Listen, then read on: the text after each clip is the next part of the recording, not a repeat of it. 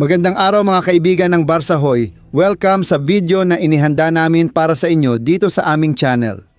Dahil bukas na ang malaking laban sa semifinals ng Copa del Rey sa Metropolitano, Atletico de Madrid laban sa Football Club Barcelona. Anong laban ito, pamilya?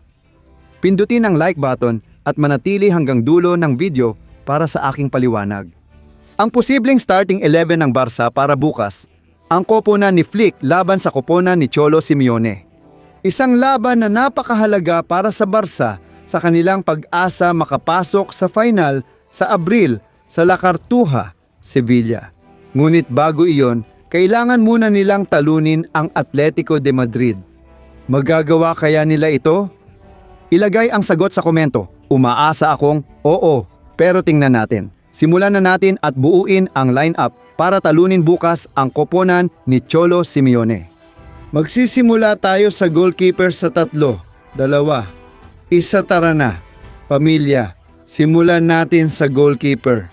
Walang duda, kaya siya dumating dito para sa ganitong klase ng mga laban, para sa malalaking laban. Ayan na si Joan Garcia na nagbabantay ng goal ng Barca sa Metropolitano. Isang goalkeeper na dumating para dito, dumating para tulungan ang Barca sa malalaking laban, isang kakaibang goalkeeper.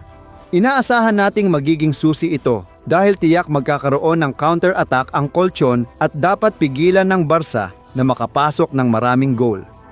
Noong nakaraang season, may precedent din. Semi-final ng Copa del Rey, unang laban ay ginanap sa Montjuic na may score na 4-4. Ibig sabihin, grabe talaga. Nanalo ang Barca laban sa Madrid. Kailangan nating magbigay ng kaunting goals at manalo sa unang laban para may magandang lamang sa pagbalik. Tingnan natin kung paano mangyayari iyon. Si Joan Garcia, sobrang importante sa ilalim ng goal ng FC Barcelona, sa depensa, sa linyang iyon ng 4. Sa tingin ko, walang duda kahit hindi siya nasa pinakamagandang kondisyon ngayon. Si Jules Koundé ang dapat ilagay sa kanan na likod. Frances na manlalaro na, oo, hindi siya nasa kanyang prime. Madami siyang nagagawang pagkakamali, totoo na hindi siya nasa pinakamagandang forma niya ngayon. Pero sa tingin ko, wala namang mas magaling kaysa sa kanya. Siyempre, kailangan natin siyang bigyan ng napakaraming tiwala para makarating si Koundé sa dulo ng season na karapat-dapat sa kanyang prime. At tandaan natin na siya ang nagbigay sa atin ng titulo sa Copa del Rey, laban mismo sa Real Madrid, noong maalamat na final noong Mayo ng nakaraang taon. Si Koundé ang magiging right back, magtatanggol at aatake sa gilid na iyon. Titingnan kung okay ang tambalan niya, hindi kay Lamine Yamal na mukhang starter sa first 11. Siyempre, ang crack na makikita natin mamaya-maya pa sa video na ito, pindutin ang like at tuloy-tuloy lang tayo, punta naman tayo ngayon sa kaliwang likod. Dito pamilya, wala akong kahit anong duda. Dito ilalagay natin si Alejandro Valde, kahit pwede ring maglaro si Gerard Martin. Pero sa tingin ko si Valde pa rin ang dapat piliin na maglaro sa posisyong ito. Sa tingin ko, dahil sa karanasan at sa buong gilid ng koponan, at kahit hindi rin nasa prime si Valde, sa tingin ko unti-unti siyang gumagaling at sinusubukan namin. Maganda rin na mabawi niya ulit ang tiwala niya sa sarili. Isang manlalaro na malinaw na may iniisip din na tapusin ang season sa pinakamagandang paraan para mangarap na makasali sa World Cup. Mahirap para kay Valde sa Spain dahil sa dami ng kalaban sa posisyon. Pero sa Barca, tingin ko, di siya matitinag.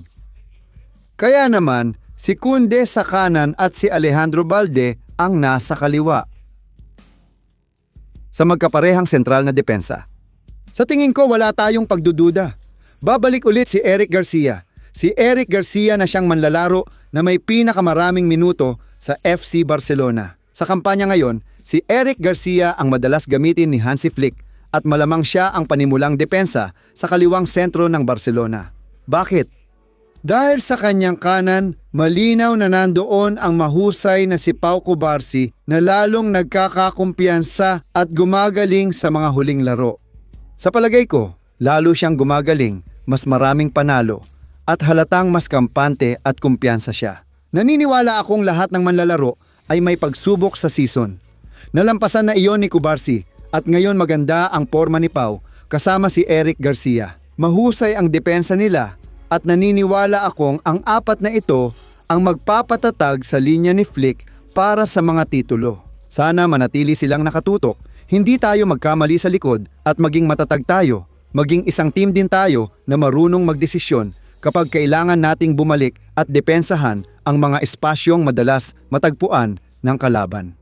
Ganito ang magiging depensa: Joan Garcia sa goal, Kunde Valde, Eric Garcia at Pau Cubarsi sa depensa. Tuloy tayo sa gitna ng field kung saan tingin ko ay wala ring masyadong duda kahit na may posibleng pagbabago na pwedeng ipasok. Casado Omar Bernal na pareho silang naglaro ng mahusay noong isang araw sa liga. Pero tingin ko lahat ay nagpapahiwatig na makikita natin ulit. Babalik si Frankie de Jong na sariwa pa dahil hindi siya naglaro kahit isang minuto noong isang araw at nakapagpahinga. Kaya si Frankie, napaka-importanteng manlalaro para sa Barca.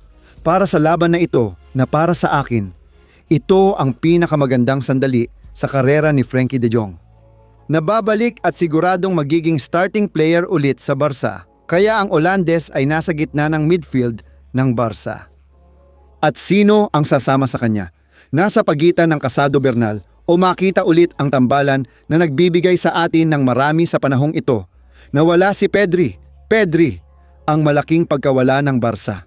At sa ngayon, ang lalaking gumagawa ng malaking papel dito ay si Dani Olmo. Isang Dani Olmo na mas malapit sa base kasama si Fermin. Sa tingin ko, pwedeng mangyari ulit yon, makita si Frankie de Jong. Dani Olmo. Kahit itinatago mo pa ang barahan ng Kasal o ni Bernal, pero sa tingin ko si Dani Olmo ay nasa base rin. Parang isang pagdating. Sa tingin ko isa siyang mahusay na manlalaro para sa laban na ito.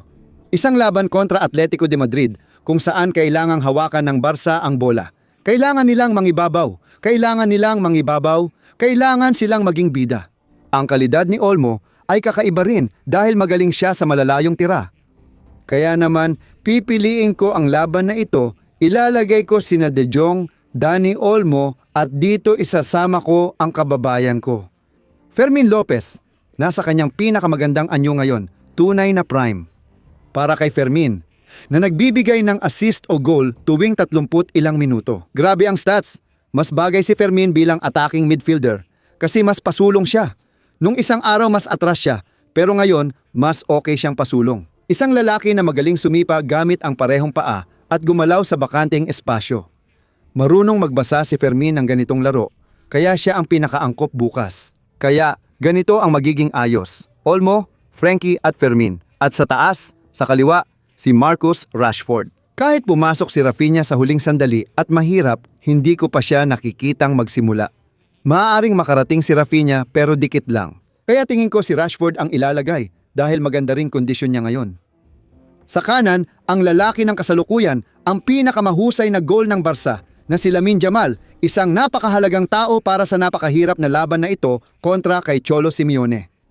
At sa unahan, ang taya ko ay si Ferran Torres bilang panimulang manlalaro laban sa Atletico de Madrid. Sunod-sunod na panimulang laro si Lewandowski. Pasensya na, pero tingin ko magiging alas si Robert sa ikalawang bahagi. Ito ang aking starting 11 ng Barca para sa laban na ito. Totoo na maaaring may nararamdamang sakit si Marcus Rashford. Hindi pa natin alam sa huling sandali, pero ngayong Huwebes, titingnan natin kung ano mangyayari. Sa ngayon, sinasabi ko lang, kahit nasa gym siya. Pero kung maayos si Marcus Rashford at makakapasok sa laro, mag-ingat, maaaring siya ay maging panimulang manlalaro. Kung sakaling hindi mapasama si Marcus Rashford sa lineup dahil nagkaroon siya ng mas malalang nararamdaman kaysa inaasahan. Napakadali lang ng card ni Robert Lewandowski na sa simula ay nasa bench. Kaya ang card na iyon ni Robert Lewandowski ay ililipat natin dito. Ilalagay natin si Robert Lewandowski sa team. Pwedeng maglaro si Ferran sa kaliwang bahagi ng maayos.